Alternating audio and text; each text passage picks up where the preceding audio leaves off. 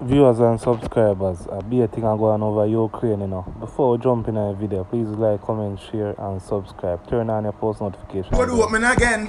Outside, we out here, send every poster. We nah miss no event. Every party, you see me where you say no see me. You know see road open again. Hey, watching the man Tatika represent for D&D News Media. You don't know it's a news review and an entertainment channel. It's all about everything. What's up, my viewers and subscribers? Big up on yourself, Now, viewers and subscribers, a lot of things are going over Ukraine, But before I'm gonna hear what going because I have an exclusive video clip, yeah, man, straight from over NCB.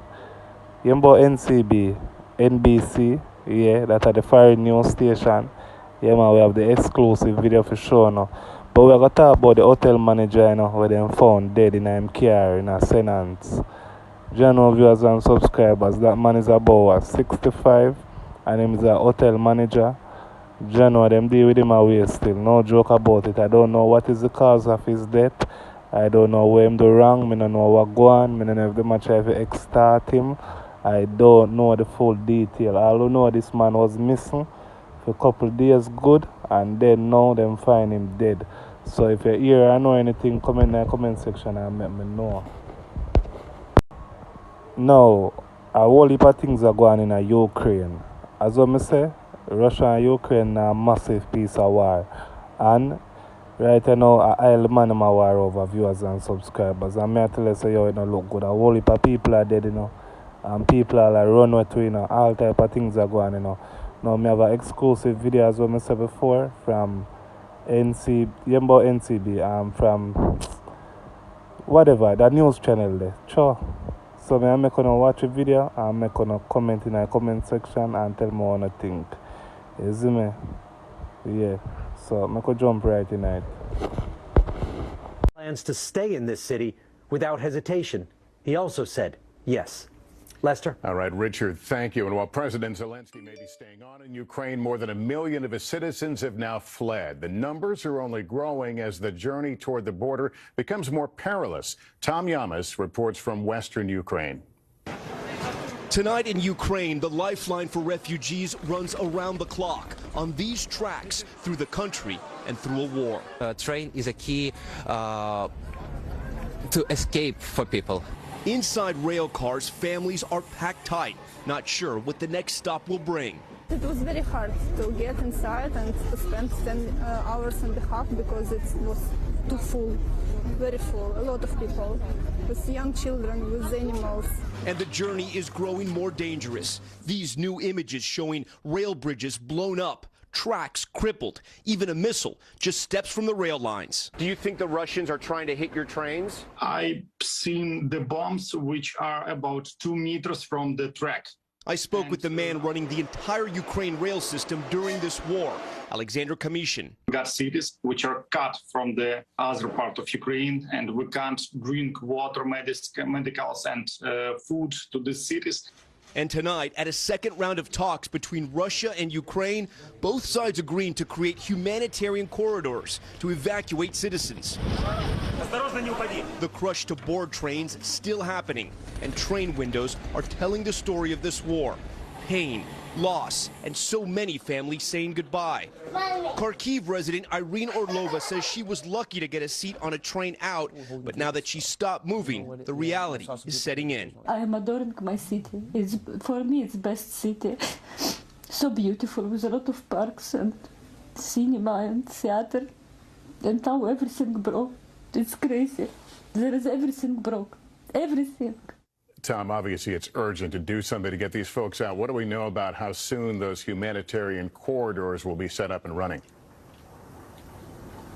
Well, Lester, they're still working out the details. They envision some type of ceasefire zone where they can evacuate civilians, but also create a pathway where they can get medicine and food into those devastated areas. And Lester, there's a bit of news tonight. The U.S. is now following the EU to give Ukrainian refugees temporary protected status.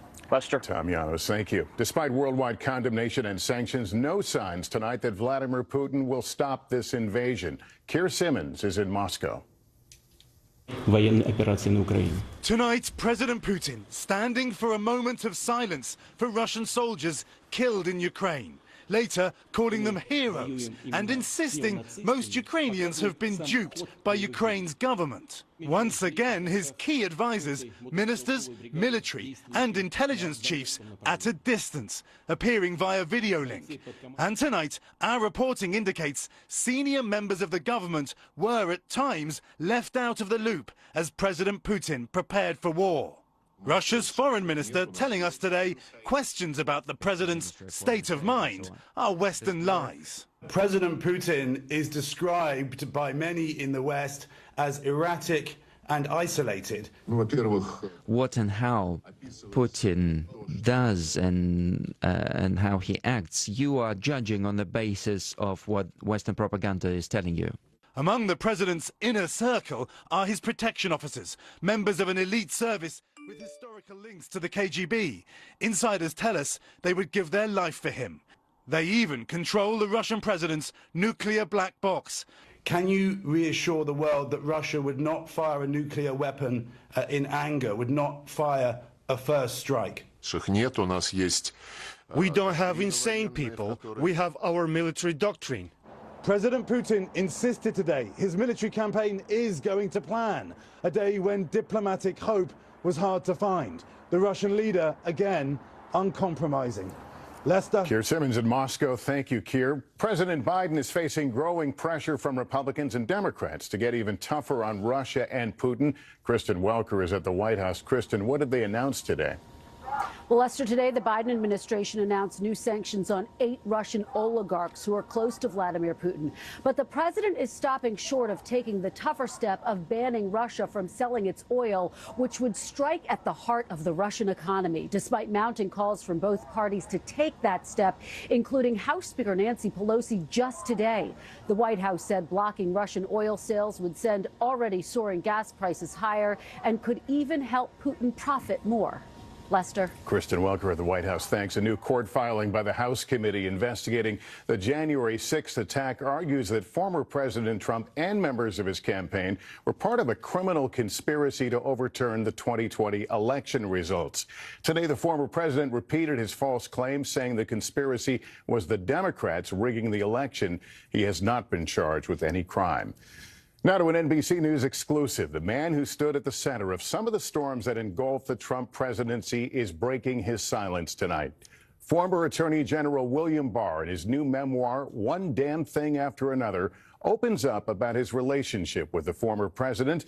And ahead of the book's release, he opened up to me.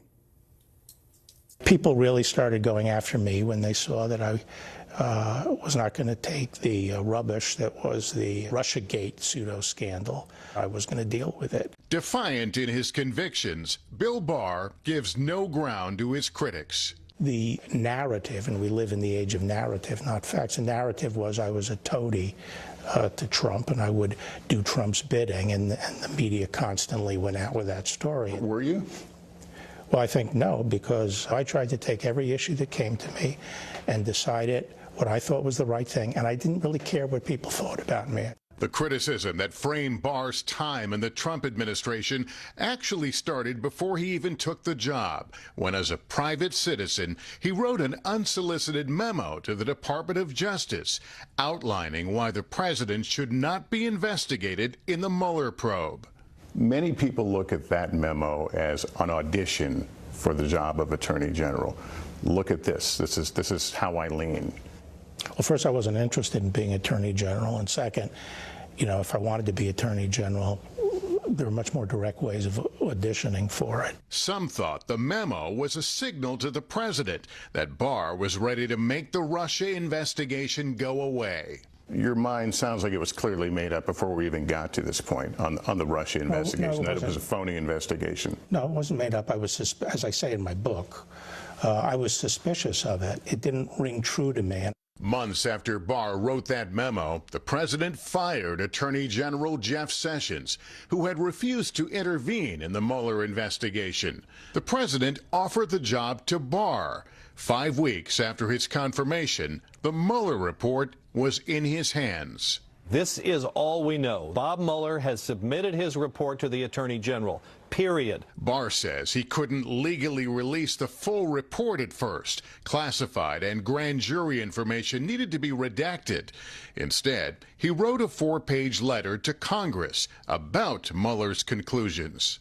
And the conclusions were there was no collusion and that he didn't make a decision on obstruction, but he lays out all the facts in the report. And I say that he does not exonerate Trump. But critics say Barr essentially did exonerate the president. He said Mueller's evidence did not prove Trump obstructed justice. It became a mantra that stuck. There is absolutely no collusion. That has been proven. There was no obstruction. Among the details that Barr left out, Mueller's description of multiple acts by the president that were capable of exerting undue influence over law enforcement investigations. This 4-page letter, this summary, was immediately met with wide criticism that it didn't really accurately reflect what Mueller was saying. That's not true. What it was a tantrum by the people who were hoping that Mueller would be able to bring down Trump. Wait a minute, Mueller himself wrote you a letter complaining. He said the summary didn't capture the substance of his report and that there was now public confusion. No, he didn't say the substance of his report. Actually, he did. Mueller's letter said Barr's summary did not fully capture the context, nature, and substance of this office's work and conclusions. In his book, Barr frequently defends Trump, but there were flashpoints, like that so-called perfect phone call with Ukrainian President Volodymyr Zelensky, now a wartime leader. Trump called on Zelensky to investigate Joe Biden. This whole maneuver of trying to get the Ukrainians to investigate Biden, that was a harebrained scheme. Viewers and subscribers, my condolence goes out to the hotel manager. Yeah, my 65-year-old, and him come from St. Anne's. My condolence to the family. Yeah, man, him never deserve a death like that, but God knows best. And as I say, all the things are going between Ukraine and Russia. So comment in the comment section and tell me what you think. It's what me I say, bless up and serve my people. Like, comment, share.